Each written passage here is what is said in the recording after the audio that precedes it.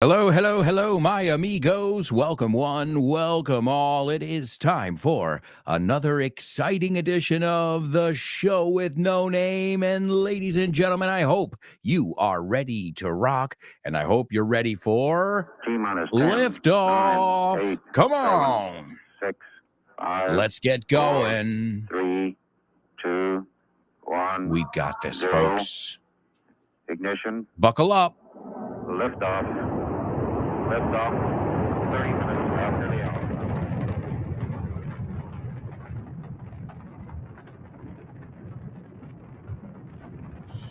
Get ready. Hold on to your hats. Strap on your seatbelt. Fasten your seatbelts. Hold on to your hats. Get ready for the ride of your life. The show with no name time. On Vaughn Radio. It's the show with no name. On Vaughn Radio. It's the show. Let's go. Come on.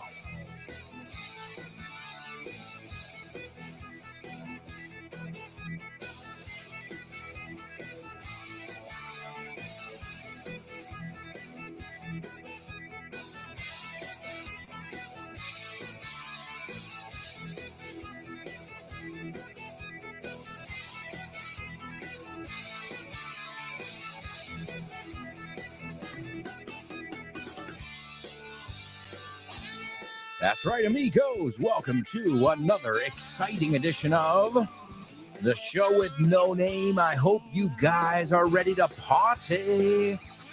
Oh, yeah. Can you smell the weekend? Yeah. Is that what that smell is? Okay. I was curious. It came from nowhere. And there it is, folks. We've made it through another exciting week. And together we are stronger. What a way to kick off the year. 2024. We're going to grab you by the horns. In fact, we already have. We've already grabbed you by the proverbial horns, 2024. And we're hungry for more. I'm a poet and I didn't even know it. Welcome, Show with No Namers. Welcome, Vaughn Radio listeners from all around the world. Wherever you may be tuning in from, it's an absolute pleasure and an honor to have you as my student, and I'm sure I speak on behalf of all of us at Vaughn Radio. Ximena, Fitz, Rob, Andy, Kyle, Jules, Chris, Ruby. Who am I missing? Dave, and of course, Richard Vaughn. Stop making resolutions and start making progress with your English in the new year.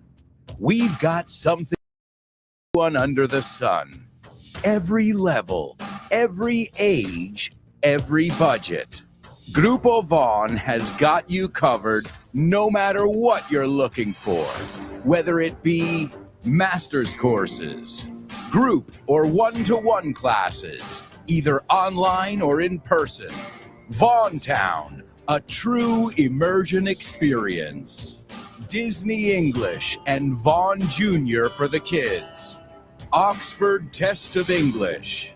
Camps for kids of all ages. Online courses. And a wealth of other resources at vaughntienda.com. Stop by one of our centers for a free level test or a sample class from one of our top teachers. Why wait?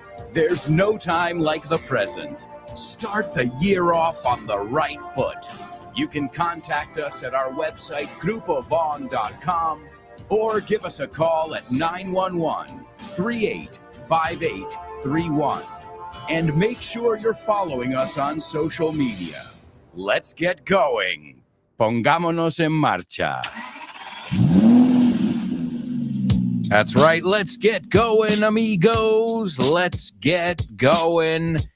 You know, you got 1,000,000 courses, 1,000,001 courses here at Vaughn. You've got resources as well. and everything else you could possibly imagine. And it's all at your fingertips, a tu alcance. Just stop by our website, grupovon.com. You can also stop by one of our centers in person and get a free level test. You can even get a sample class, amigos. All right, so don't hesitate to drop us a line. The phone number, too, is 911-385831, and it's our pop quiz. Pop quiz. Pop quiz. Pop quiz. Pop quiz.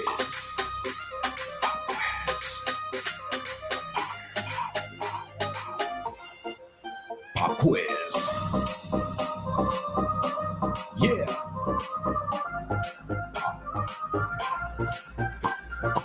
Sing it. Do it. On radio. Here we go. Pop quiz. Get psyched. Pop quiz. Get pumped.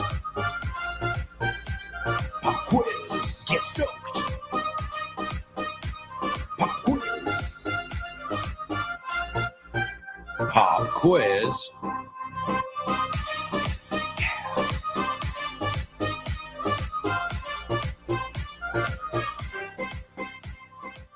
That's right, amigos. It is our pop quiz only on the show with no name. And here's where we challenge you and teach you something all in the same breath. Today, we're going to be taking a look at something from Essential English. El inglés imprescindible para situaciones cotidianas. Again, it's called Essential English. And it's got everything you'll need at the train station. Or maybe you're cooking and you're making one of your favorite recipes and you don't know the words you need to use. Or maybe you're just trying to find your way around a city. Well, this will give you the essential English you need to get by. Salir del paso, which is what I think we're all trying to do, even in our own languages. You know? Now, question, does this book come with audio? Oh, you bet your ass. Of course it does. 3 hours of audio, and it teaches you how to survive in some of the most common situations that you'll be faced with out there in the real world. It's written by Ximena Holiday and her team. They're amazing. Ximena, Carmen, what an amazing Claudia. A shout out to the ladies who make all our materials possible. There's Kike as well. You know who you are. And if you guys are interested in getting some of their magic, well, you can get it because they put it into their materials, whether it's the Curso de Inglés Definitivo or the Disney collectible course, which I'm featured in that, my voice. They're all made with TLC, tender loving care, ese toque de cariño, and also thinking of how we can teach you different things in English. So whether you're going to the airport, you need to call a client, or you need to get a haircut, this book will give you the essential English to get by in all kinds of situations. It's called Essential English, el inglés imprescindible para situaciones cotidianas. It's available at Von Tienda or vontienda.com, which is the website for our online bookshop. And it's under 25 beans. Another way of saying bucks. So for $24.95, you can have this amazing material. And I was going to say exclusively available at the Von Tienda. No, that's not true. It's available everywhere. But it was created by the masters I mentioned before. Ximena, Carmen, Claudia, and all the other members who are in the team now or have come through that team. All right, well, as always, I'm going to give you a little excerpt from the audio from this book. And what I want you guys to do is I want you to pay close attention and I want you to see what you get. Afterwards, I'm going to have a little challenge for you guys. So pay attention. I think that's the general rule on this show. Whatever you do, pay attention. And today we're going to look at essential English and more specifically, personal items. Pista 11. Personal items. Agenda, Diary. cuaderno, Notebook. cartera, Wallet. mechero, Lighter. llaves de casa, llaves del coche, House keys. Car keys. pañuelos, Tissues. cargador, Charger. cosas, chismes, trastos. Stuff. Hey Natalie, can you help me with this? We have to move our stuff into the new office and the others are on holiday. Yes, of course. Let's see. Whose car keys are these? Oh, they're mine. I'll put them in my bag. Okay, what about the wallet and the lighter? Whose are they? They're Megan's. Hey, and what about the notebook? Whose is it? Hey Richie, is that yours? No, it isn't. I think it's Helen's. Ah, okay. Cheers, Richie. What about the diary next to the notebook? Is that hers too? Yes, it is. Look, it has our name on it. And what about those chargers? Whose are they? Actually, they're ours. I mean, they're the company's chargers. Oh, wow. And look at all the stuff on that desk. Whose desk is it? It's Toby's desk. I'll just put everything in this box and write his name on it. Translation time. 1. ¿De quién es esta agenda? Whose diary is this? 2. ¿De quién es ese mechero? Whose lighter is that? 3. ¿De quién es? Whose is it? 4.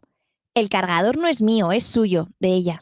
The charger isn't mine. It's hers. 5. La agenda no es de Colin, es de Kathy. The diary isn't Colin's. It's Kathy's. 6. Esas son las llaves de Gary. Those are Gary's keys. 7. No son suyos de ella, son suyos de él. They're not hers. They're his. 8. ¿Es esa la cartera de Phil o la tuya? Is that Phil's wallet or yours? 9. No son nuestros, son suyos, de ellos. They're not ours. They're theirs. 10. Esta caja lleva el nombre de Tom. This box has Tom's name on it. Practice time. Pregunta de quién es cada cosa y contesta tu pregunta primero empleando el genitivo sajón y luego sustituyéndolo por el pronombre posesivo correspondiente. 1. ¿Esta cartera? De Helen. Whose wallet is this? It's Helen's. It's hers. 2. ¿Ese cargador? Tuyo. Whose charger is that? It's yours. 3. ¿Esa agenda? Mía. Whose diary is that? It's mine. 4. ¿Esas llaves del coche? De Toby. Whose car keys are those? They're Toby's. They're his. 5. ¿Estos cuadernos? De nosotros. Whose notebooks are these? They're ours.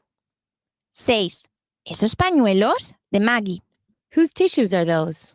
They're Maggie's. They're hers. 7. ¿Estos chismes? De Frank. Whose stuff is this? It's Frank's. It's his. 8. ¿Estos papeles? Míos. Whose papers are these? They're mine. 9. ¿Esos mecheros? De Richie. Whose lighters are those? They're Richie's. They're his. 10.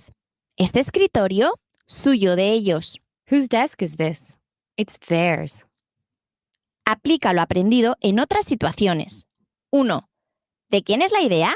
Whose idea is it? 2. Es la idea de Dylan. It's Dylan's idea.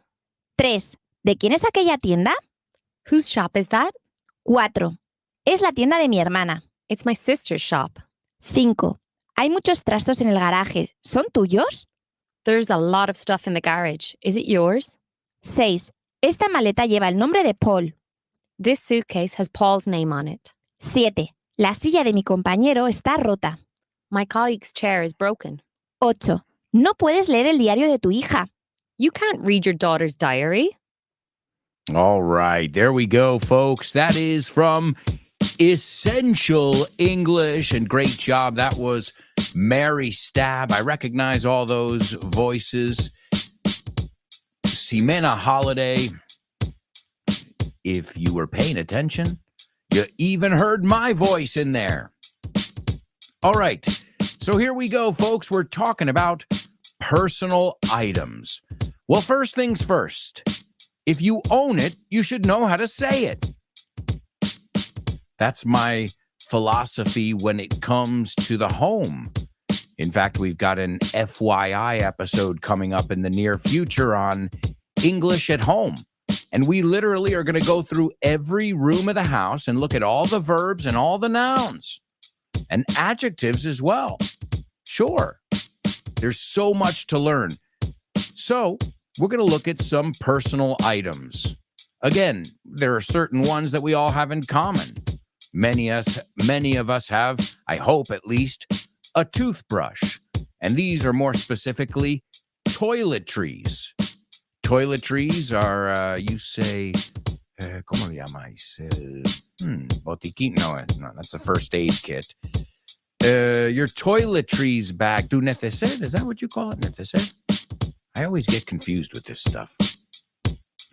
Well, you should know it. If you own it, you should know it. If you carry it on your person, you should know it.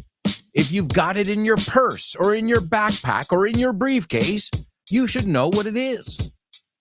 And another thing we looked at in that audio is whose. De quién. Whose. All right, so here's your challenge. I've got 3 translations for you, show with no namers. And let's see how y'all do.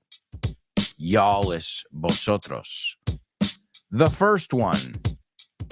¿De quién son estos trastos? And you have to use the word stuff, because that's the word they use. I don't want you to say things. ¿De quién son estos trastos? Usando la palabra, empleando la palabra stuff. All right. The next one. ¿De quién era ese cepillo? ¿De quién era ese cepillo? Okay. Vamos a ponerlo cepillo de diente, ya que estamos. ¿De quién era ese cepillo de dientes? Okay. This way we put it in the past tense. And the last one. ¿De quién es esta secadora? ¿De quién? No, vamos a ponerlo en pasado otra vez. ¿De quién era esta secadora? ¿De quién era? Vamos a decir que no está en uso, solo porque el primero lo hemos puesto en presente y los segundos 2 lo hemos empleado con pasado para practicar. All right, so my amigos, you've got 3 different translations dealing with personal items. And personal items can be anything from your cell phone, your backpack, to your headphones, to your, whatever, your tablet, your guitar, your xylophone. But it can also be things, like I said, toiletries, cosas que van en el neceser, like deodorant, mouthwash, enjuague bucal. What about tweezers? Mucha gente no sabe esa palabra. Tweezers, pinzas, tweezers. All right, so there you go, folks. Those are your 3 translations that you've got over there. I'm sure you guys will be able to figure them out. They're not too difficult, but be wary, receloso, be wary, because that whose can be really, really confusing. All right, amigos, it's time for the Say What soundbite. Say what? What?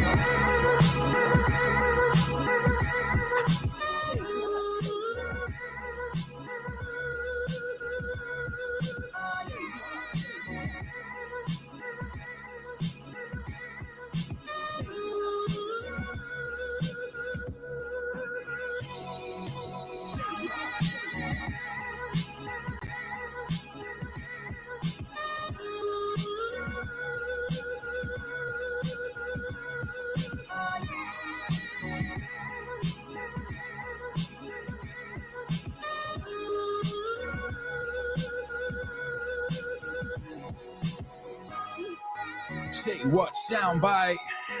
That's right, folks. The part of the show where we hear from famous folks from all around the globe. We hear all kinds of accents, all kinds of situations, some of them that are acted out, interpretados, some of them that are sincere. They're, people opening up in an interview. But there is one thing that's true. We practice a lot of stuff in this section. A, listening. You're listening. You're working on your comprehension. That's number one. Number two, if you're writing it down, well, then you're working on taking dictation, on being able to get things down quickly in another language. And then, if you're summarizing what you heard, well, then you're practicing expressing yourself in English. And then finally, if you say what you wrote aloud, well, then you're also practicing expression. You're vocalizing, you're speaking aloud, which I think is something you all want to do. You all aim to do, right? So it's up to you how much you get out of each exercise. But the Say What soundbite, I just told you, it serves at least 4 or 5 different purposes. If anything, if you just listen to it, the least that can happen is it's going to open up your ear a little bit. You'll be able to understand a wider range of accents. You'll be more exposed to different kinds of English. And that's another reason I always tell you guys, watch movies. Well, just because depending on where the movie takes place, there'll be a different accent or one or another, and sometimes you get a lot of different accents in one movie or one series. Either way, the harder it is when you're listening here on the show or when you're watching one of your favorite series, the easier it's going to be when you're out there in London, mate, in a noisy pub, and, you're trying to order your pints of lager, and the bartender's trying to tell you how much it is, and you can't understand them because there's just so much noise going on at the pub. But of course, that's quite normal, isn't it? I don't know why it turned British on you over here. Well, either way, folks, let's train our ear over here. Everybody ready? This is the Say What soundbite for the first time. There are lots of advantages to shopping online, but one of the most compelling ones is how much time you can save. Time is the most precious commodity in the late 20th century. And the fact that you don't have to drive, park, do all those things that make life complicated when you go shopping in the physical world. All right. Well, what if I give you guys a little clue over here? Get ready for an amazing adventure into Amazon. No, not the Amazon rainforest. I mean Amazon, the all-encompassing entity that has changed the way people shop forever. We'll discover tons of fun facts, its origin story, and even delve into this company's deepest, darkest secrets.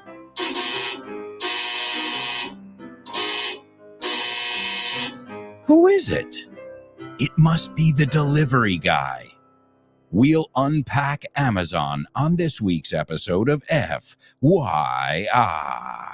Welcome to For Your Info. English. You got it.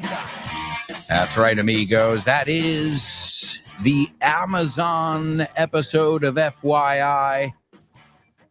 Wherever you listen to podcasts, you can listen to the story of Amazon. What a fascinating story.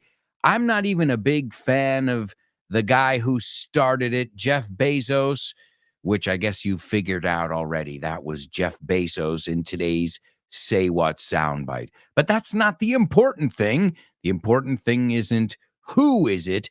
The important thing is, what are they saying? Can you sum it up in your own words? And can you, after 4 listens, write down word for word what this person is saying? Well, we'll find out after this quick commercial break. First things first, you say Jeff Bezos, right? And you say Amazon. We say Jeff Bezos, and we say Amazon. I highly recommend you listen to that episode. It's fascinating. All right, we've got a lot to cover, folks. We'll be right back with so much more. So, stick around.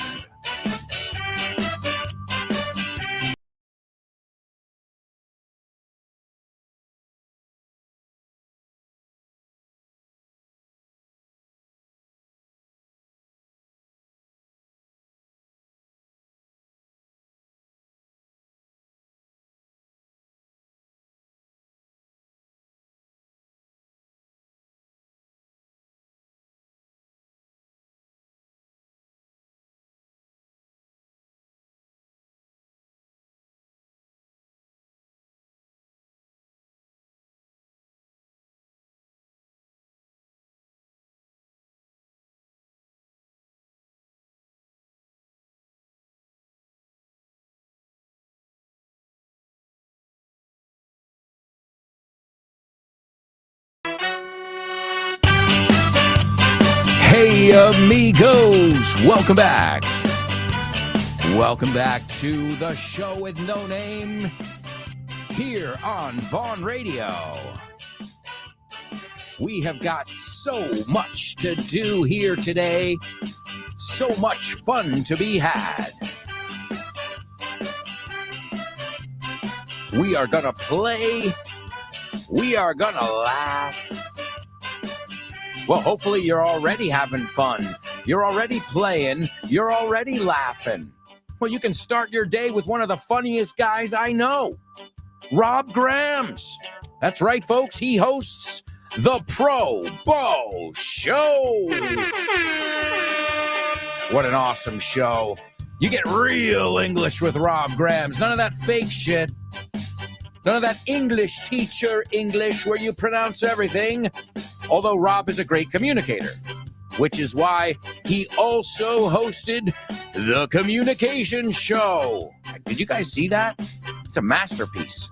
Ho, ho, ho. If I'm not mistaken, well, no, it's true. I'm a patron of his. Yo le apoyo. I support him on Patreon, and he just released the course. I've got access to it. I could even learn from it. Mr. Rob Grams, and you've got him every morning on the Pro Bow Show. Absolute genius. And speaking of genius, amigos, today is the day a brand new episode drops on a man. You may like him, you may hate him, but either way, he's a bit of a genius. I'm talking about today's FYI episode on Elon Musk. This boisterous billionaire has been in the public eye since as far back as I can remember. He isn't an actor, athlete, or even an artist, yet he still makes the headlines almost always.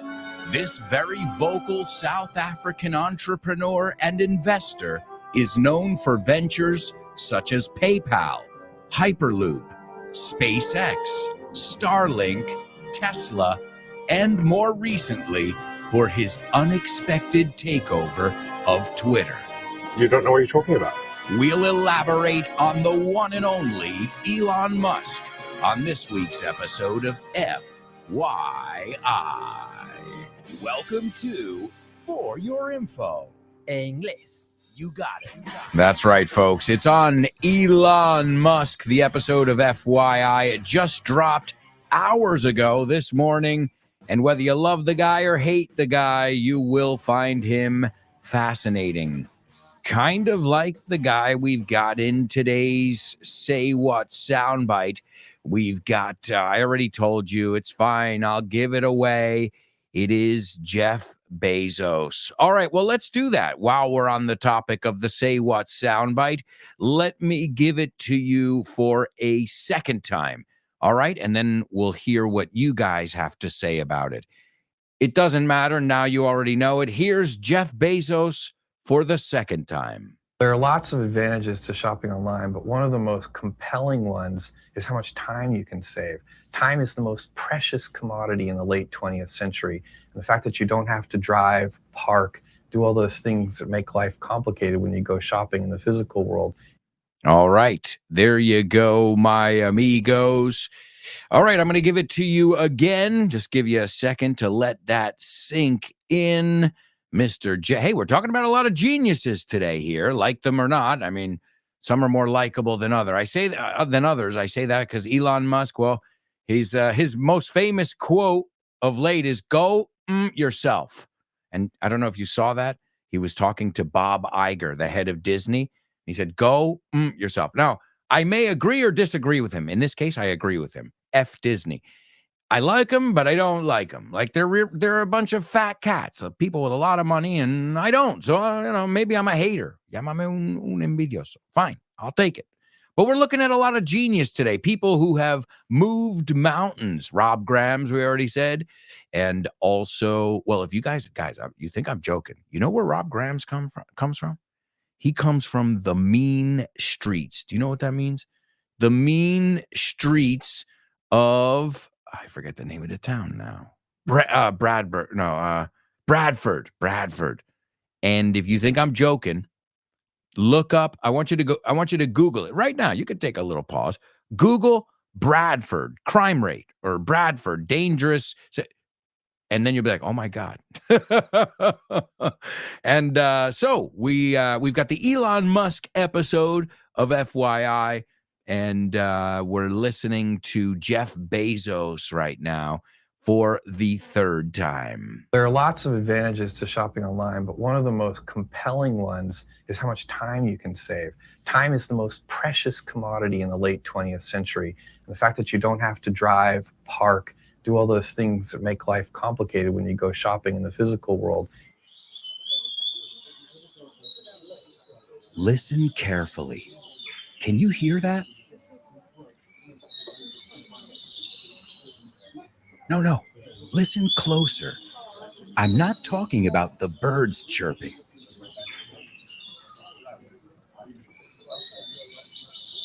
I'm talking about everybody speaking English and feeling comfortable. Listen.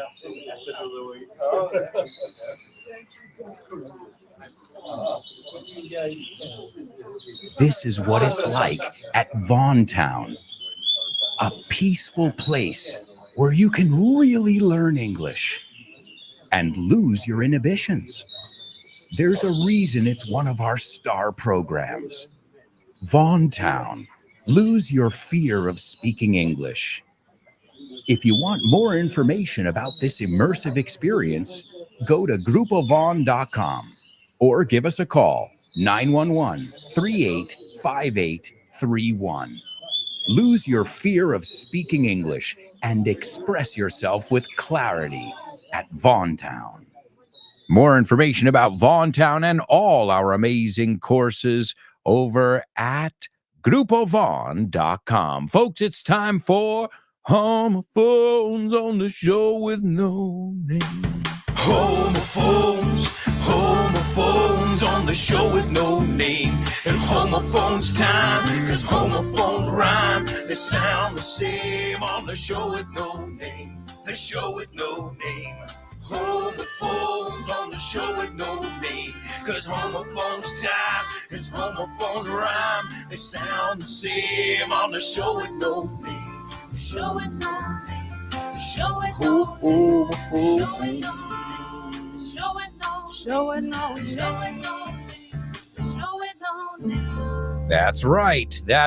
It's homophones only on the Show with No Name. And let's see what we've got for today's homophones. These words, you may be familiar with them. You may not know them. Either way, you will know them at the end of today's homophone section. The first word, and look, I just learned something. The first word has two spellings, but I know it with a Z, con una zeta. But I see that you can do it with an S as well. Oh, now I've just given you a clue, perhaps. All right, so the first word is demoler, derribar, arrasar. Another way to say it in English is tear down or destroy. Tear, tore, torn. So they've torn down a lot of buildings lately. Well, this is another way to say that. Demoler, derribar, arrasar. So I'll give it to you in another context. The city government tore down the old buildings to build a park. Well, another way of saying that, pero en presente. Okay, demoler, derribar, arrasar. And the second one is rayos. So, de sol. Un rayo de sol, pues plural, rayos. Okay?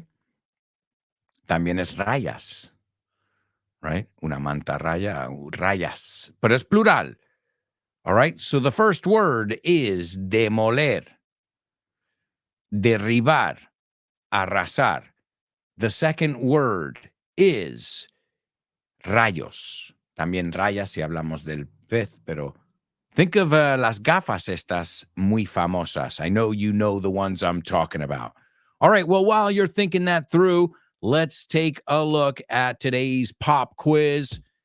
I see we've got a lot of people participating, so a nice round of applause.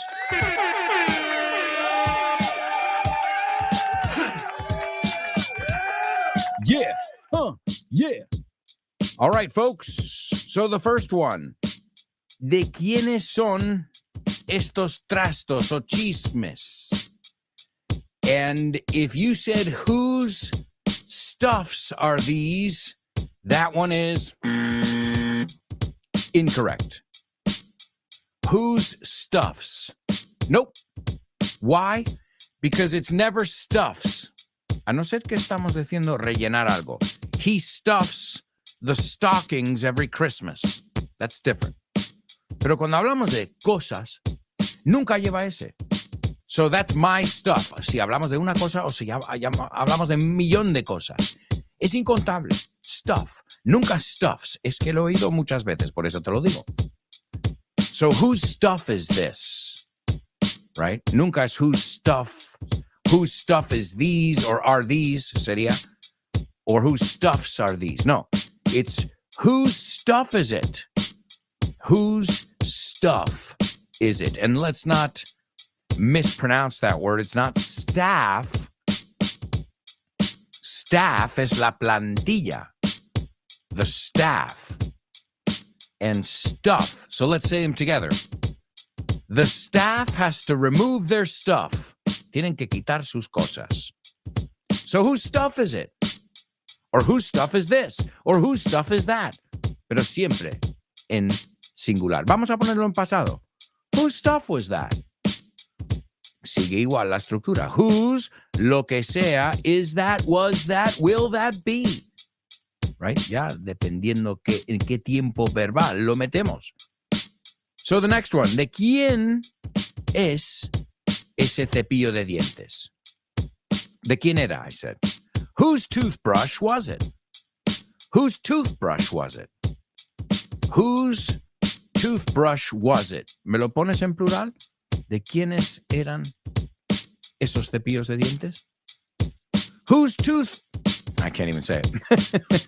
Whose toothbrushes were they? ¿De quién eran? So, no es teeth brush, it's toothbrushes. So, whose toothbrushes were they? ¿De quién eran esos cepillos de dientes? Siempre la estructura se queda igual. Whose, lo que sea, sin artículo, is it, was it, right? And the last one, we're going to do the same thing. We'll put it in plural too. So primero en pasado en singular, whose hair dryer or blow dryer, you could say either one, whose hair dryer or blow dryer was it? ¿De quién era esa secadora? Or was that? Esa, aquella. Plural, ¿de quién eran? Whose hair dryers were they? Whose hair dryers were they? Excellent job on the pop quiz.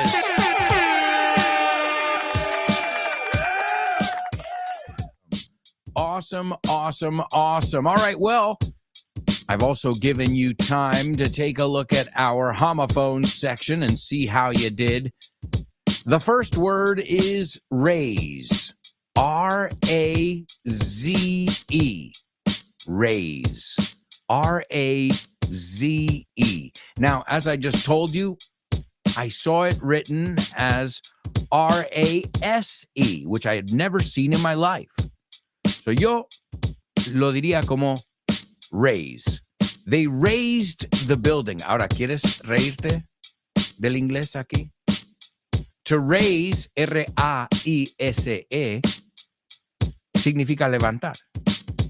So they raised the building, or they raised the building. You need to see it written, or you need the context. Whose sick joke was that? That was not nice. O sea, R-A-Z-E-D, raised. The building was raised, tirado. The building was raised, R-A-I-S-E-D,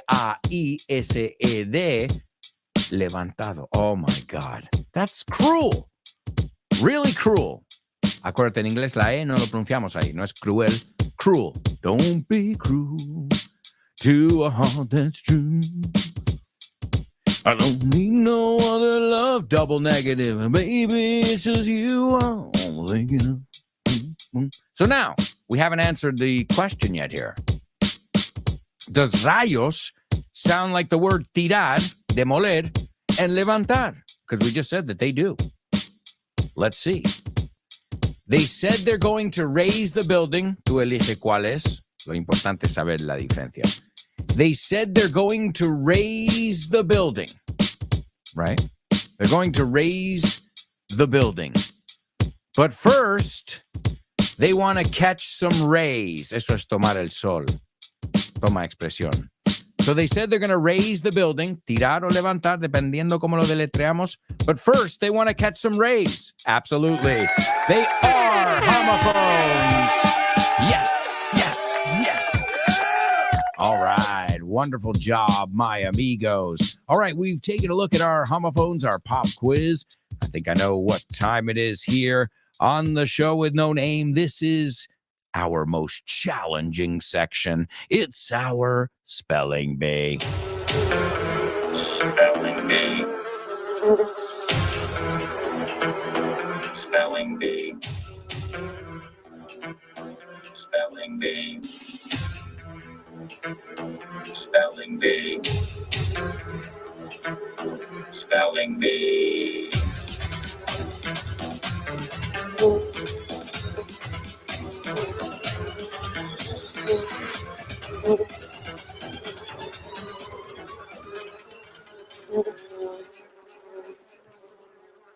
That's right, amigos. It is our spelling bee here on the show with no name. This is where we see who is tough, who's got what it takes. Because as I said, this is not for everybody, especially that first round where I fly.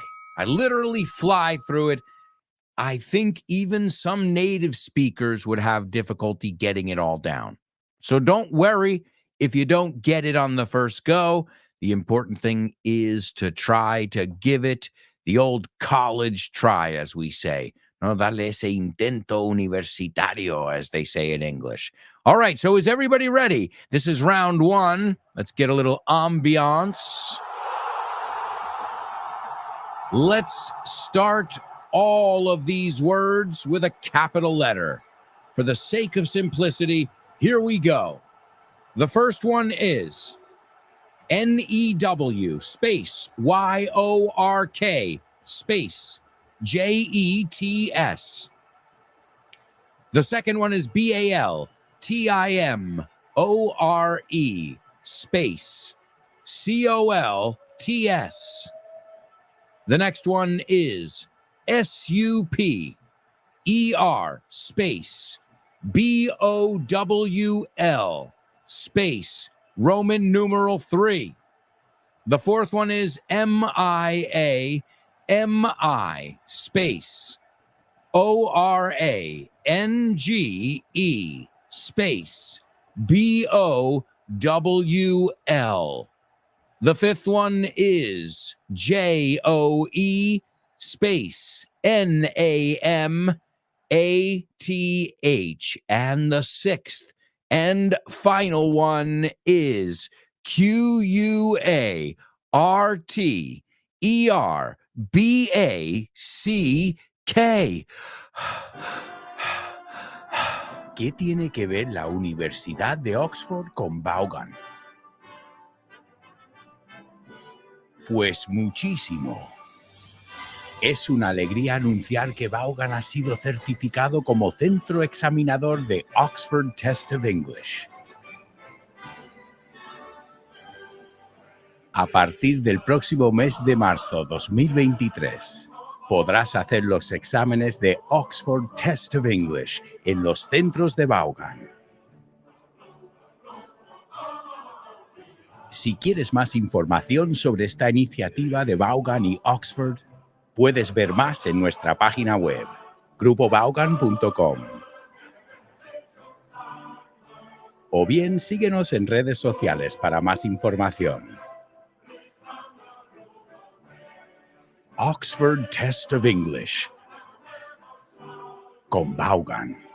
Brilliant! All right, folks, more information about that and all the things we've got going on, all the initiatives at Vaughan. You can go over to grupovaughan.com. If what you're looking for is materials, you can go to our bookshop, which is vaughantienda.com. Our phone number is 911-3858-31, and feel free to contact us whenever. You can reach out via email, telephone, social media, or what have you. Folks, it's time for round 2 of today's Spelling Bee.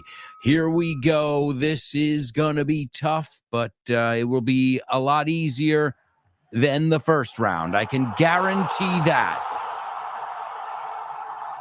And today we're going to talk a little bit about football, baby.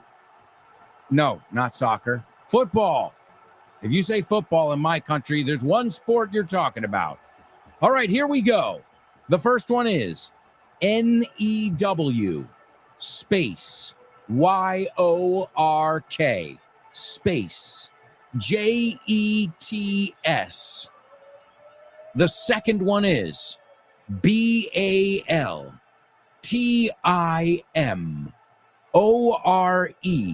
space COLTS. The third one is SUPER space BOWL space Roman numeral 3.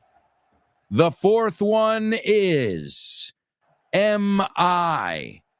No, excuse me. Let me go back over there. AMI. See, I said it would be difficult even for native speakers. Hello. So let me give you the fourth one again. Rewinding. MI. Again. MIA. MI space ORANGE space BOWL. I think that one was harder for me than it was for y'all. That's for me, guys. Wait. Loud. Yeah. What? Hey, I need some more coffee. All right. The fifth one is JOE space NAMATH.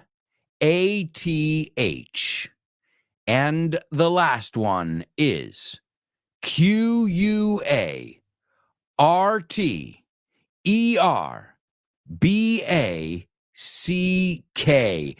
Those are your spelling bee words, my amigos. And I see we've got a lot of people figuring it out. Nice job, show with no namers. Awesome job.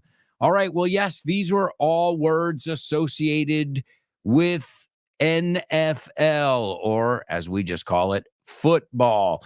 And the reason is because today in history, in the year 1969, before I was born, that was a long time before I was born, 1969, the New York Jets defeated the Baltimore Colts. Okay, the Jets versus the Colts. That was number one. Number one is the New York Jets. Number two is the Baltimore Colts. So the New York Jets defeated the Baltimore Colts today in 1969 at number 3 in our spelling bee, Super Bowl 3. So las tres líneas, they use the Roman numerals, but they don't say third. We call it Super Bowl 23, Super Bowl 38, whatever it is. I forgot what number they're on. The fourth one, the one I couldn't spell if my life depended on it, was the Miami Orange Bowl. And what is that? That is a famous stadium, and it's also a famous game every year, the Orange Bowl. The fifth one is Joe Namath, one of the most famous players to ever play football. And he was a quarterback, which was number 6, which is probably like the star position. So I guess the quarterback would be the equivalent of the striker, el delantero, I think, número 9, in soccer. All right, well, amigos, we won't get too into the NFL, but I know it's gaining popularity, or as we say, gaining ground. Decís lo mismo, ¿no? Ganando terreno. When I first got here to Spain, nobody would even talk about it. And now I see the jerseys, los uniformes. Now I see people like getting together to watch the games and cable programs where it's crazy. I think it's great. Why not? All right, ladies and gentlemen, we'll be right back with tons more Show with No Name. So stick around.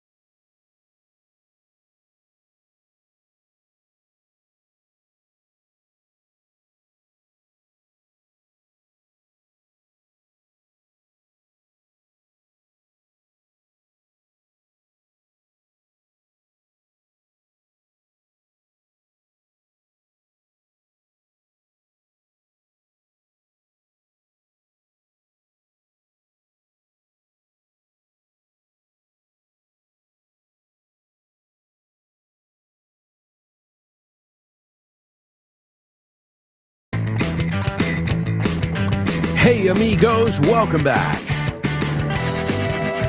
Welcome back to part 3 of today's show with No Name on Vaughn Radio. We are rocking you through January. And if you're listening to this in the summer, it's cold right now. Enjoy that sun on your face. Welcome back, my amigos. So much to do in the second half of today's show. We are going to kick off with today's Double Trouble. We've also got to listen to our Say What soundbite as well. Name that movie. Famous birthdays. Say what? Well, say what soundbite I already said. Oh, man. I'm losing it. Estoy perdiendo el norte. Also, name that lyric, where we learn English with music. And if you want to learn English the rest of the day, you've got amazing programs to keep you going. Just download our free app. Go into your app store. Search for Vaughn Radio. Hit download. And get ready to learn 365, 24/7, baby. 365 days a year, 24 hours a day, 7 days a week. Whenever you want, we're here at your disposal. You can also download us wherever you listen to podcasts, my amigos. All right, let's kick off this half of the show with today's Double Trouble. Double trouble, baby. Yeah, you know what time it is. Give it up. Double trouble. I said double trouble. Double trouble. I said double trouble. Wait a second. Did I say double trouble? Oh, I'm sorry. Triple trouble. All right, well, you have to use the same word 3 times here today. Good luck, my amigos. We'll see if you guys can figure it out. Here it is. Deja de tocarme las narices. I didn't use the other word on purpose. So, deja de tocarme las narices. This is interesting to me because I'm like, ¿no tenemos una nariz? La nariz, ¿no? Pero no es la expresión. Deja de tocarme las narices. Llevas más de 2 horas y media en la sala de descanso. A otro perro con ese hueso. Como a mí no me cuentes rollos. Okay? So, you've got to use the same word 3 times. Again, this is man, if I've ever heard of a challenge, this is a challenge. So here it is. I'll give it to you again just to make sure everybody got it. And then I'm going to give you the Say What soundbite here for the 4th time because we've heard it 3 times already, haven't we? I'm losing my mind, folks. I'm losing my marbles. Te digo otra forma de decirlo. Perdiendo las canicas, we say. I'm losing my marbles. I lost them a long time ago at the playground, en el patio. So, deja de tocarme las narices. Llevas más de 2 horas y media en la sala de descanso. A otro perro con ese hueso. No me cuentes rollos. All right, here's your Say What soundbite for the 4th time. There are lots of advantages to shopping online, but one of the most compelling ones is how much time you can save.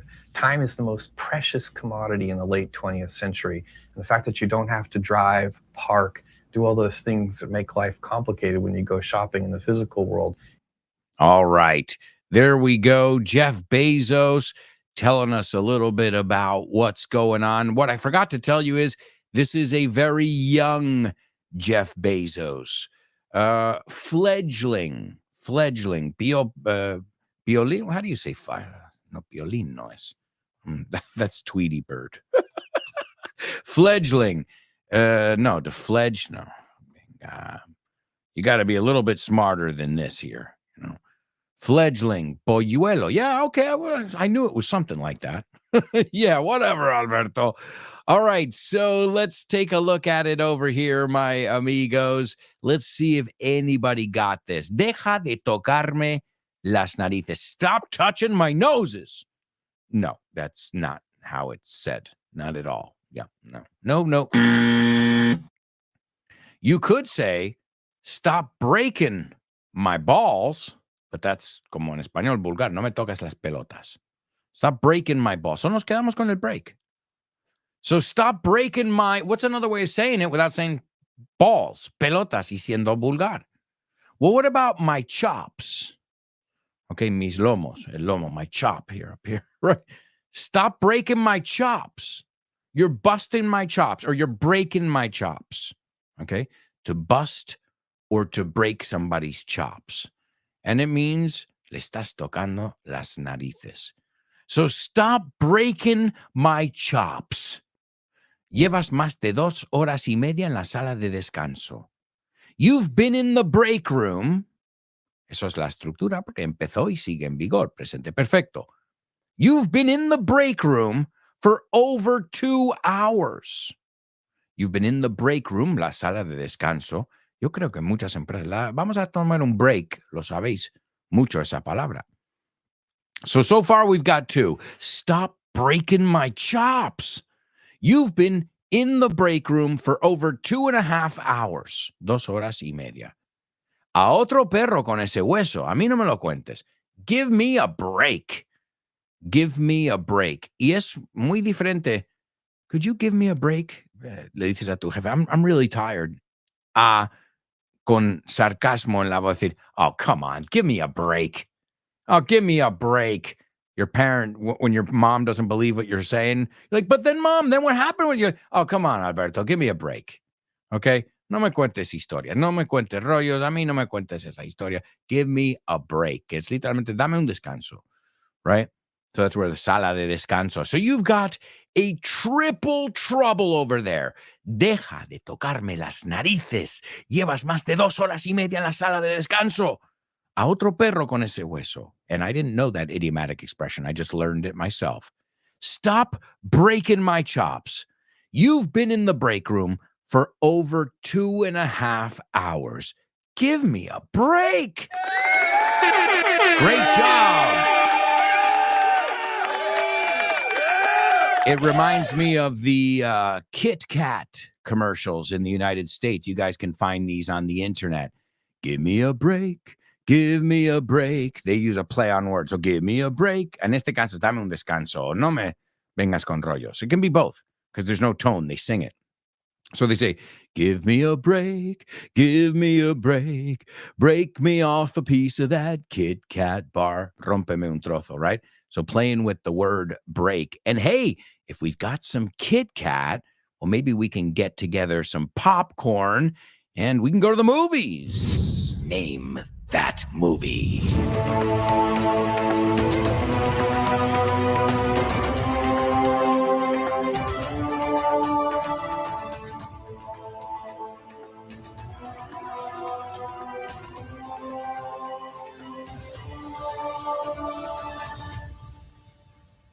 All right, amigos, welcome to the movies. Oh, the other day it was beautiful. My daughter says, me encanta ir al teatro. And we had just come back from the movies. And my wife's like, no es el teatro, cariño, es el cine.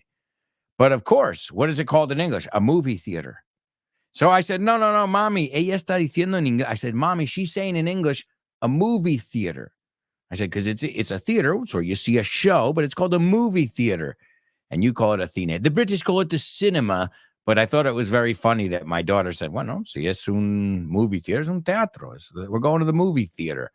It's funny, right? But in the end, it's a literal way of saying it. Un teatro para películas, right? And a lot of times, that's what happened. They would have shows, and then when they didn't have shows, they would play movies on their screens. It was a way to make their businesses, their joints, sus carritos, more profitable, right? All right, so here we go with today's Name That Movie. Learning English from pop culture as we always do. Freddie the gym teacher has to teach remedial English in summer school. Let's go back. So Freddie the gym teacher, the PE teacher, the phys ed teacher, has to teach, tiene que enseñar, remedial English in summer school. Do you know what summer school is? Well, who usually has to go to school in the summer? The kids that get left back, the kids that fail their courses, que no aprueban, right? So that's summer school. Summer school es cuando tienes que ir a repetir y rehacer el curso. So he has to teach remedial English in summer school if he wants tenure. And what is tenure? No tiene nada que ver con 10, que es interesante porque empieza con... De hecho, cuando yo era un chaval, yo pensaba que estaban diciendo 10 year. Tenure. But no, tenure is ocupación, titularidad. What does this mean? Traducción. It is estar fijo. Estás fijo. It's hard to fire you. Once you have tenure, tienes contrato fijo. It's usually used in the United States in the teaching realm, en el mundo de enseñanza. So he's got to do this if he wants tenure, si quiere ganarse ese puesto, ese contrato fijo. As he can only teach gym and his students want fun, emphasis is on field trips. Como él solo puede enseñar gimnasia and his students want fun, diversión, well, the emphasis is on field trips. And field trips son estos viajes con la clase. Vas al zoo, vas a diferentes sitios. Until he's fired, unless all his students pass the test.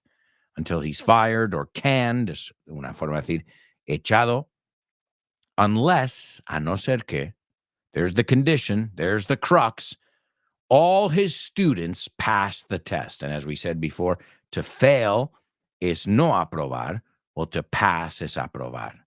And to ace the test, ¿sabes esta con la palabra as? To ace the test or to pass with flying colors means aprobar con facilidad. All right, let's see if we've got any winners. Oh, yeah. Nice job. The movie's called Summer School. Summer School. It is an awesome movie. I remember watching this over and over and over again. It stars Mark Harmon, Kirstie Alley. Oh, man, I really had a crush on Kirstie Alley. And the dog. Don't forget about the dog. There was a dog who was in it as well. But I remember my sister and I watching this movie a lot. It was a favorite of ours. And there's a famous scene, too, que es un juego de palabras. And the teacher says to the two troublemakers, los dos folloneros, gentlemen, take your seats. Y los cogen y dicen, where do we take them? ¿A dónde lo llevamos? Los llevamos. All right, let's take a look at this scene from Summer School. Principal Kelvin, principal es el director. Field trips to the beach, drinking on the beach, a bed in your classroom, a screening es un avance de película, pones en pantalla, a screening of Texas Chainsaw Massacre 1. Quite a summer, Mr. Shoop. Está regañando. She's chewing him out. And Shoop says, well, I tried to keep it interesting. You know, he's the typical, like, bon vivant. And then Phil says, I have his dismissal ready for your signature, sir. Su despido. I have his dismissal ready for your signature. So el verbo is to sign, la firmas, your signature. And then the principal says, before I sign anything, I understand there are some people waiting to speak on Mr. Shoop's behalf. And Shoop says, really? Like my students? Really? And the principal says, come in, entrad. And he opens the door, and the students are all there, and their parents. And Phil says, Mr. Kelvin, you're not actually going to listen to these delinquents, are you? So this is the one who really wants their ass on a platter, en bandeja. And the principal says, no, I'm going to listen to their parents. I'm Principal Kelvin. Is there a spokesperson here? ¿Hay algún portavoz aquí que pueda hablar por todos on behalf of everybody? And Mr. Gemp says, I guess I am. I'm Howard Grimp. And the principal says, you're Chainsaw's father. Eres el padre de Chainsaw, su apodo. Sierra Eléctrica. Interesting boy. I think she meant it ironically. No, you can say it. The dad says, no, you can say it. No, lo puedes decir. He's a lunatic. Está loquísimo. And Chainsaw says, Dad. And then Mr. Gemp says, 6 weeks ago, I thought he had the IQ of a salad bar. Yo pensaba que él tenía el coeficiente de un puesto de ensalada, ¿no? En un buffet, un buffet de ensalada. His only interest in life was to make people sick. If my mother came to dinner, he would give the dog a third eye or an extra leg. Because of him, we stopped having kids. You can imagine the feeling when I saw him studying. The wife and I almost burst into tears. Casi nos rompemos a llorar. David was doing his homework too, says Mrs. Fraser, David's mom. Mr. Gemp says, it makes sense. They share the same brain. Those two are like two peas in a pod. Como dos gotas de agua. And Mrs. Green says, not only did Mr. Shoup get my daughter to read, he taught her to drive. So they're all standing up for, defendiendo, they're standing up for the teacher. And Mr. Winchester says, he showed Kevin there's more to life than football. I'm not sure I agree, but it's possible. So there you go, folks. It's summer school. All right, we've got a lot to do, so let's celebrate with today's famous birthday trivia.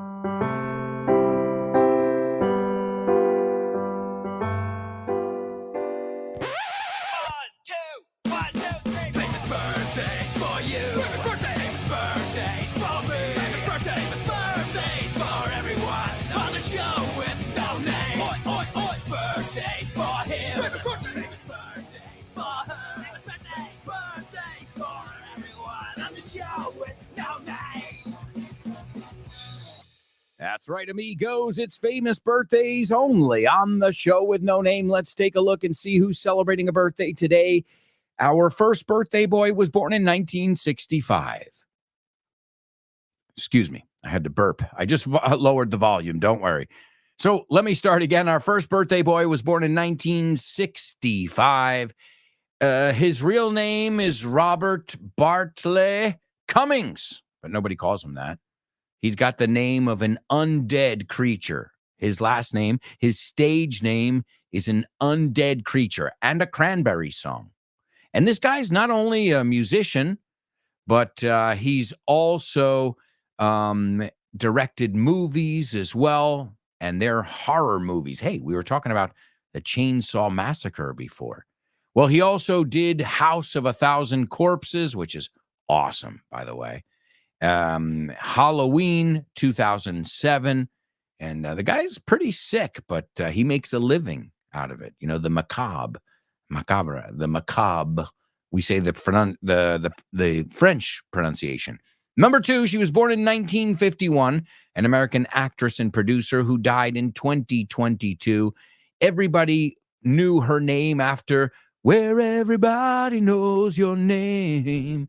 Boom, boom, boom. After Cheers, where she played Rebecca. She was also in Look Who's Talking.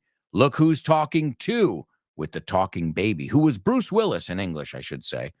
She was also in Star Trek II, The Wrath of Khan, and Summer School, which was today's Name That Movie. And last but not least, this guy was born today in 1964, an American computer scientist and businessman. You're going to know it instantly. He founded Amazon.com. Shall I continue? Or do you know who these people are? All right.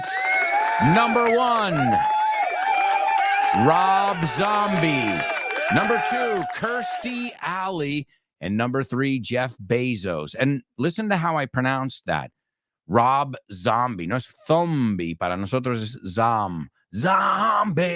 Zombie. Hey, hey, what's in your head? So Rob Zombie celebrating a birthday today. Also, Jeff Bezos. A lot of Z's flying around. Muchas zetas. And let's take a look at what Jeff Bezos had to say. This was a young Jeff Bezos before everybody knew his name. And he, as we say, his name was a household name. Se pronunciaba en cada casa. And this was him giving his predictions about the future of e-commerce. And he was spot on. He rode the wave, and he's still riding the wave. You should listen to the FYI episodes on Jeff Bezos. Well, it's technically on Amazon, but you can't talk about Amazon without talking about Jeff Bezos. And here he says, there are lots of advantages to shopping online, but one of the most compelling ones is how much time you can save. How right he is. Time is the most precious commodity in the late 20th century. The fact that you don't have to drive, park, do all the things that make life complicated when you go shopping in the physical world. And boy, was he right. Here he is, Jeff Bezos. There are lots of advantages to shopping online, but one of the most compelling ones is how much time you can save. Time is the most precious commodity in the late 20th century. And the fact that you don't have to drive, park, do all those things that make life complicated when you go shopping in the physical world. Hi, hello, Alberto. I think the song is... No? Sorry, bye. Name that lyric, name that lyric, name that lyric, name that lyric only on the show with no name, the show with no name, the show with no name. Name that lyric only on the show with no name, the show with no name, the show with no name. It's name that lyric only on the show with no name. That's right, folks. It is Name That Lyric only on the show with no name. And I love this song. And I'll always have this memory of this song. I'm closing my eyes and I can see myself in college, in Universidad, with my car. And I had 2 10s in the back. Dos subwoofers. 10 las pulgadas. 2 10s in the back. And I used to let the bass, los graves, I used to let the bass crank to crank us ir a tope to this song. So hopefully, if you guys have bass boost headphones, you're going to want to put them on. And it's not hip hop. In fact, I already mentioned, I can tell you who it is. It is White Zombie, which is Rob Zombie's band. He's got solo albums, but he also has White Zombie. And this song is called More Human Than Human. And this song came out in the 90s, but now with AI and, all this kind of how machines are mimicking humans, imitando los humanos. Well, it's never been, more real than ever. More human, más humano que humano. All right, so let's take a look at the lyrics before we sing it and head to our last commercial break. Yeah, I am the Astro Creep. I'm the Astro Creep. Astro, de las estrellas, astro, astral. Creep means something that moves slowly, but also es un bicho raro, which if you look at him, he's a bicho raro. A demolition style. Tengo un estilo de demolition. Hey, we were talking about raising or tearing down buildings before. And what do you do it with? A wrecking ball. Oops, wrong song. Not looking at wrecking ball. Then he goes, I'm a demolition style, American freak. Un bicho raro. Remember, a freak no es un friki. En inglés es un bicho raro. A creep, a freak. American freak, yeah. I am the crawling dead. El muerto que gatea. Oh, my God. A phantom in a box. Una fantasma en una caja. Shadow in your head. Una sombra en tu cabeza. As I said, if you have the bass boost, los que aumentan los graves, you're going to want to put them on. And folks, we're going to go to a quick commercial break, but we'll be right back with the rest of today's show with no name. Turn the bass up, baby.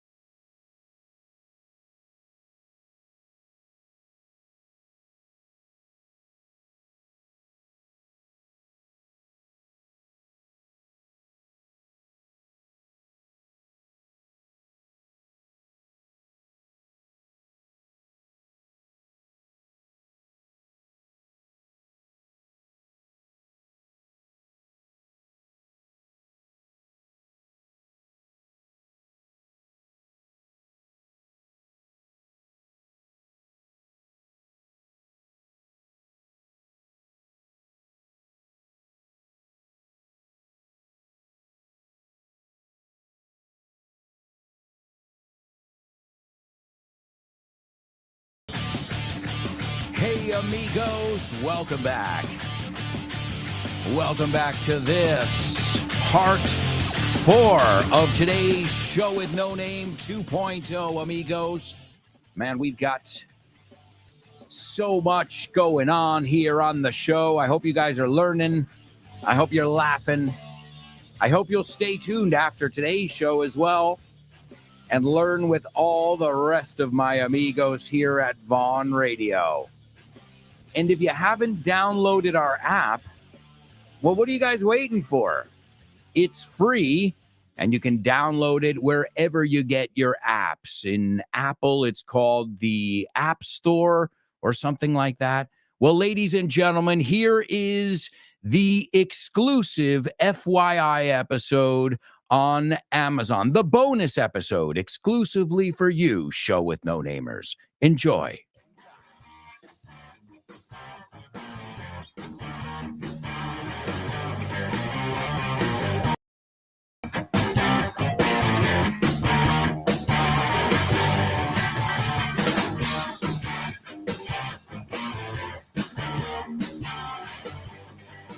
Hello, hello, hello, and welcome to this, the bonus episode of today's FYI. Just a quick reminder, if you have not listened to the first episode, always listen to that one first. I mean, I guess it really doesn't matter in the long run, but there is an order. There is a method to my madness, as we say.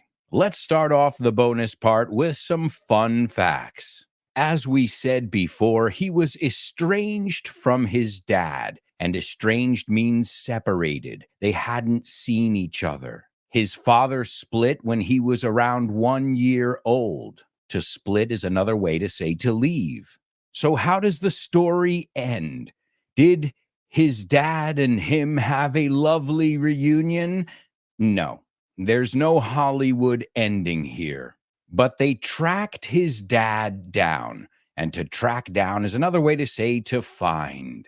Think about it. When you order something, a package on Amazon, for example, there's a tracking number.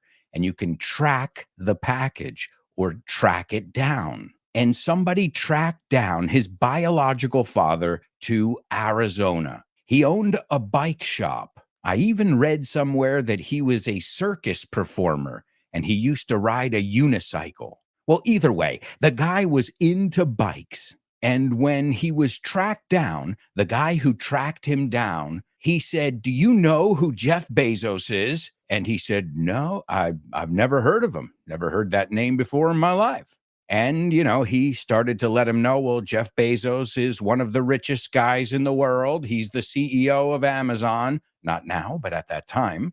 And the guy was in shock. He couldn't believe he was the father of this rich, famous dude. And then he asked, "Is Jeff still alive?" Just to show you how confused he was about everything. I mean, he didn't remember who his son was. until the person who tracked him down gave him a few backstories from when his son was a little kid. And he reminded him of the mother's name and all that jazz. And he basically forgot he existed. I don't think Jeff Bezos forgot about his biological father. No matter how hard he tried, he's always going to have that void. I think you say vacío, that empty feeling, that void where something is missing. But this guy didn't seem too interested in having a kid, at least when he was 18, because he did admit later on in life that he wasn't a good father or a good husband. Well, sure, that's easy now that your son is a bazillionaire. Okay, I just made up that word. But a lot of times when we want to say an astronomical number, we don't say a billionaire, we say a bazillionaire. There's a famous scene from Austin Powers where Dr. Evil, who kind of looks like Jeff Bezos, well, he's making up these astronomical numbers. Gentlemen, in a matter of hours, a meteor will crash into Earth, causing a global flood. That is, of course, unless you pay me 1 billion, gajillion, fifillion, million. So that story did not have a happy ending. Oh, and this man, Jorgensen, he passed away a couple years ago. So that's the end of that story. They didn't live happily ever after. Because if we say, and they lived happily ever after, I think it means y comieron perdices in Spanish. Everybody was happy, and there was a wedding, and, the typical Hollywood ending. Speaking of Hollywood, did you guys know Jeff Bezos is an actor? All right, I'm using air quotes in the studio right now. Well, a background actor, or an extra, as you can say. He had a cameo role in the movie Star Trek Beyond. And I'll send a shout out to David, one of my students who is a Trekkie. He plays an alien. It's in the 2016 movie Star Trek Beyond. It's a reboot, and he made quite an impression on the set. Chris Pine, the actor Chris Pine, was pretty impressed. He even said that Jeff arrived on set with 3 limos. Limo is another way to say limousine. And he was accompanied by 9 bodyguards. Now, Jeff, I know you're a little guy, but 9 bodyguards? Maybe he really is Dr. Evil. So there's a good trivia question. What movie was Jeff Bezos in? And the answer is Star Trek Beyond. Also, speaking of Hollywood, in February 2020, Bezos broke a California record when he bought the Warner estate. Now, you probably know Warner from Warner Brothers. Does that ring a bell? Well, he bought the estate. The estate is the mansion, la finca, I think maybe you would say, or el patrimonio. But it didn't belong to the Warners at that point. It belonged to David Geffen, the music mogul David Geffen. Hey, we could do an episode on him as well. He's quite interesting and controversial. Well, he bought this mansion for $165 million. Now, what's the record? Well, it was the most expensive home sale in California's history. The estate was built by the Warner Brothers. Well, not all of them, but by Jack Warner in 1937. It's got a huge property, 8 bedrooms. It is gorgeous. And it's in California, baby. So make no mistake about it, Jeff Bezos loves being in the spotlight. He loves the attention. Now, I'm not a psychiatrist here, but maybe this is him missing his biological father's attention, so he's trying to get it from everyone else. Okay, all right. Maybe I overstepped there. I also told you that he worked at Mickey D's. Yeah, we say McDonald's. It's weird. You say Mardon. Well, in Almeria, they say Mardonar, which is totally, totally weird. But we say at least in my area of the United States, we say McDonald's. So yeah, McDonald's or Mickey D's. He worked there one summer. Hey, we have all had odd jobs, but man, it must have been dreadful Well, he thought so. That's why he only lasted one summer. After that, he started out something called the Dream Institute with his former girlfriend. Now, this was a summer camp for kids. So as you can see, he's always been business-minded. As soon as he quit McDonald's, he said, wait, I can't do this. I can't do this mechanical work. I can't work for somebody else. I've got to do it my way. You know I have to sing in every episode. Now, here's another interesting story which has an ironic twist at the end. Amazon held its meetings, remember in English we say to hold a meeting, convocar, at Barnes & Noble. Now, I don't know if you're familiar with Barnes & Noble, but Barnes & Noble was a huge bookseller. Now, they had an online presence, but they were big physical locations. There was one right next to my college. I remember going there all the time to buy books. I mean, Barnes & Noble was everything. They were huge, so huge that Jeff and Mackenzie and their first employee, Shell Cappen, they held meetings there at their local Barnes & Noble. Now, I know what you're thinking here. You're saying, but where's the irony? Where's that twist you were talking about? Well, in 1997, Barnes & Noble sued Amazon. They took them to court.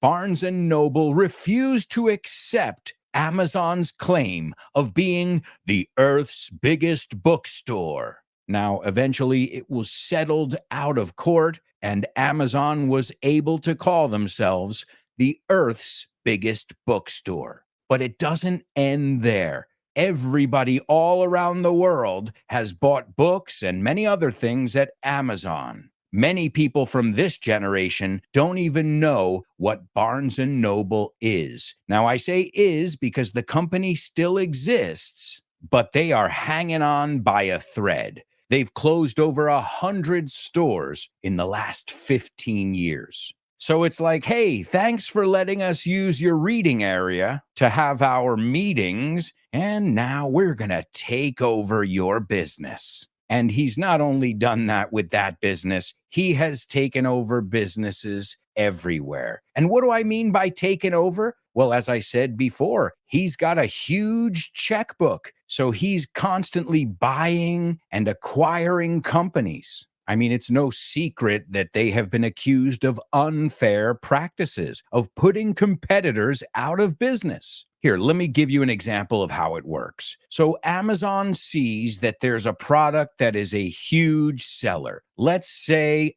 thingamabobs. A thingamabob is una cosa inventada. A thingamabob or a thingamajiggy. And they realize that they're selling tons of them. So what Amazon will do is they will create their own thingamabob, their own version of this thingamajiggy, and they'll make it cheaper, and even more importantly, they'll put it higher up in the search results. And believe me, Amazon doesn't mind taking a loss from time to time. That's part of their strategy, it seems. But what happens here? Well, two things can happen. Either they put them out of business right away, or the other company, they catch on, they realize, and they bring their price down. But guess what? Amazon is ready to bring theirs down even lower. So some would say that these are unfair business practices. And let's be honest, a lot of these businesses depend on Amazon to sell their products. If they can't sell them on Amazon, where are they going? So I guess you could say they've got a lot of these companies by the cojones, as you say in Spanish. Oh, and by the way, that's a word we all know in English. We just don't pronounce it like you. We say cojones. We'll take a look at some more controversial stuff a little bit later on. I want to tell you now about a near-death experience that Jeff Bezos had while he was on a helicopter. He was with his attorney. Attorney is another way of saying lawyer. He was with a guide and a pilot, and it was a very serious helicopter crash. Another way to say helicopter is chopper. As I always say, if you want to know why we call it a chopper, just put your head up there by the blades and you'll see why. No, I'm just kidding. Don't do that. But just think of the sound. They were in West Texas, and some strong wind, blew the helicopter off course. The helicopter, or chopper, as I told you, landed upside down in a creek. A creek is like a small little river, and it started to fill up with water and fast. Most of them escaped the wreck with only minor injuries. However, Jeff's attorney, Elizabeth Carell, suffered a broken vertebra from the accident, and I imagine they were all traumatized. Jeff Bezos has sworn off helicopters. To swear something off means I don't want to ever see them again. I've got to be honest. You guys know I'm an av geek. I love planes. I love everything that flies. I even love drones, especially if they're delivering a pizza or some stuff from Amazon. But helicopters, I've only been on a helicopter once, and that was enough to scare the bejesus out of me. And to scare the bejesus out of me, I imagine you can guess from context, means to scare the crap out of me. I'll stick with the planes. I think they're a bit sturdier. And if something is sturdy, it's strong. Now, as I said, we're going to look at some more controversial things, because Amazon has become synonymous with controversy. But there's so much about Amazon and Jeff that we don't hear about. Well, obviously, if you donate tons of money to different media entities, well, they're not going to talk bad about you. And even though they do donate to different charities, and they have their own charities at Amazon, some say they spend a lot more money lobbying media companies than they do on helping children in Africa. And they say that when Jeff donates, he's a bit frugal. That means he's a cheapskate. That means instead of giving $1 million, which is nothing to him, he gives 100,000. Well, he's spending all that money on space exploration. That isn't cheap. And the rest of the money he's spending on cleaning up his image. Here, let me ask you a question. Have you ever heard about his dick pics? Now, excuse my vulgarity here, but I'm trying to prove a point. Do you know what dick pics are? Dick pics are pictures of your penis. Yes. And there are dick pics that Jeff Bezos has shared, and they have gone around the internet, but you don't hear too much about that. Sure, if you're donating to those outlets, they're not going to show those pictures. They're going to bury those stories, as we say. Or did you know that Jeff Bezos had an affair? Now, that's not illegal, but that's not cool. Sure, you might know about it, but if you haven't heard about it, it's because they've buried the story. Did you know that some years Amazon has not paid 1 cent in income tax? Here I am like a sucker paying tons of money, and Jeff and Amazon are paying nothing. Zero. Zilch. That's not cool at all. But you're not hearing about that, especially in the Washington Post. Why? Well, he owns it. That's right. Why would the Washington Post talk bad about its owner? In 2013, he bought this major American newspaper for $250 million.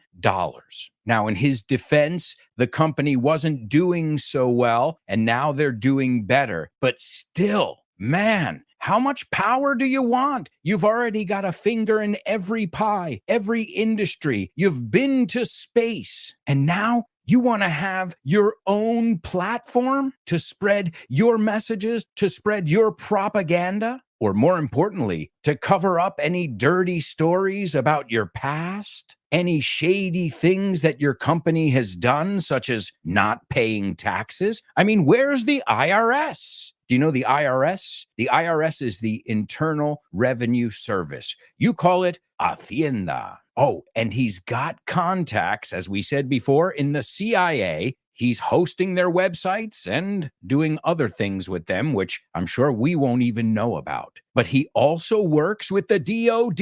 Hey, we're seeing a lot of abbreviations today. The DOD. What is the DOD? The DOD is the Department of Defense. He is a chairman at the Pentagon. This guy is not only rich, but he is important. or at least he works with some of the most important and powerful organizations in the world. So the DoD, the CIA, these are some seriously big contacts. And what is he like as a boss? Horrible. Not demanding. Demanding is good. You want your boss to be a little bit demanding. He is downright rude. Now, I've never met the guy, but as I was researching, I realized that I heard a lot more negative than positive about this guy. He has a tendency to go ballistic, to go ape shirt, to chew people out. They say he can be a real piece of work. He can be real nasty.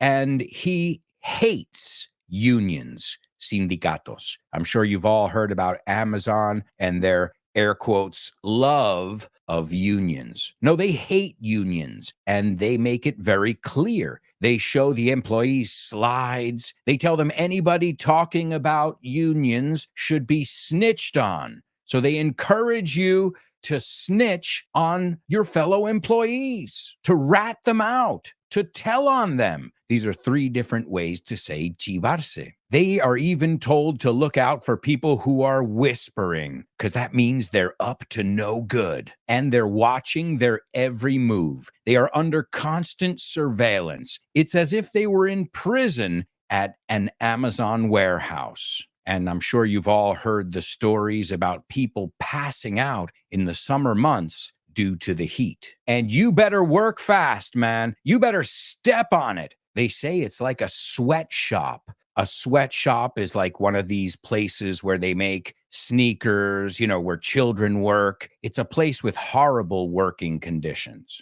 Now, again, this is all stuff that I've researched. I've never worked for Amazon. But as you know, they're all about prompt service. Prompt means fast. And if you don't move fast enough, you'll get canned. To get canned is another way of saying to get fired. The average scanning time for Amazon employees, that's when they scan a package, blip, is 1 item every 11 seconds. I don't know about you, but just thinking about that makes me nervous. Now, if you think about that in an hour, that's 300 items you have to scan per hour. Oh, so don't take any pee breaks. Well, what if I have to go to the bathroom, man?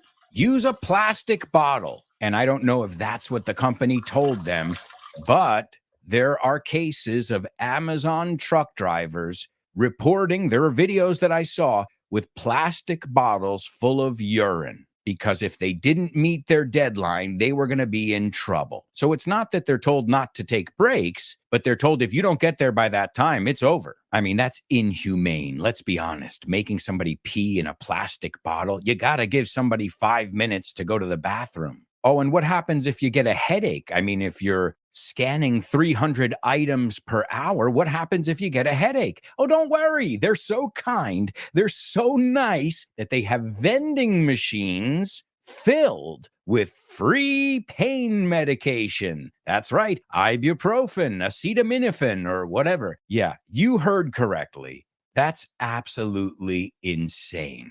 So I wouldn't recommend working for Amazon. At least not in their warehouses. I'm not saying there aren't good Amazon jobs. In fact, I know a few people who work for Amazon, and they're very happy in their job. So I guess it's like every company as well. And as I told you in the first part, I've even collaborated with Amazon Audible with This Show is the Milk. Another thing they've been accused of is unsafe products. Well, not so much that they're making unsafe products, but half of all the sales on Amazon are third-party sellers. And Amazon's policy states clearly that third parties are responsible for their goods. What happens? Things get mixed up in the warehouse, and you might get knockoffs. A knockoff is a fake copy of something. So you don't know if the thing you ordered is what you got. If there are 6 of them, let's say you ordered a light bulb, una bombilla. 3 of them are knockoffs. They all go to the same basket in the warehouse, and then when your order comes in and they process it, they grab the first one. So it's very difficult to take care of quality control, and that can lead to unsafe products. And Did you ask yourself the same question I asked myself? Does Amazon have a monopoly? I mean, they have their own ecosystem. Alexa connected to Prime, which is provided by AWS, Amazon Web Services, where you just ordered a new barbecue that they're going to deliver tomorrow. I mean, it sounds like a monopoly. How do they pull it off then? Well, let me remind you, at the beginning of the episode, I said they're the everything store. So like Pepsi, what do? They do soft drinks. That's their business. Apple, what do? Electronics. That's their business. Amazon, what do? Everything. That's their business. And according to what I read, they don't violate any antitrust laws. Translation: the customers are very happy, but the competitors aren't, naturally. And what really rubs me the wrong way is how they get these huge tax breaks. I mean, is this even legal? I'm sure they know a lot of loopholes, but something has to be done to make these guys pay taxes just like everybody else. And we'll wrap up with something positive. Amazon to a customer means convenience. It means options. It means prompt service. It means excellent customer service. Correct me if I'm wrong, but Amazon does all this stuff. They give us, the customers, what we want and when we want it, which is as soon as possible. Well, that's the world we live in right now, it seems. We're moving at light speed, but it makes sense because the company's mission statement is to be the most customer-centric company. So anytime Jeff or anybody at Amazon has to make a decision, they have to think about what's best for the customer. And all these things are great from a customer standpoint. But I'll leave you with this question. At what cost? Does that mean I'm going to cancel my Prime subscription? I doubt I will. But I'm also going to go out there and continue to support all those mom and pop shops, those local businesses, those family businesses. We wouldn't want them to disappear. So thank you so much for joining us on this week's episode of FYI.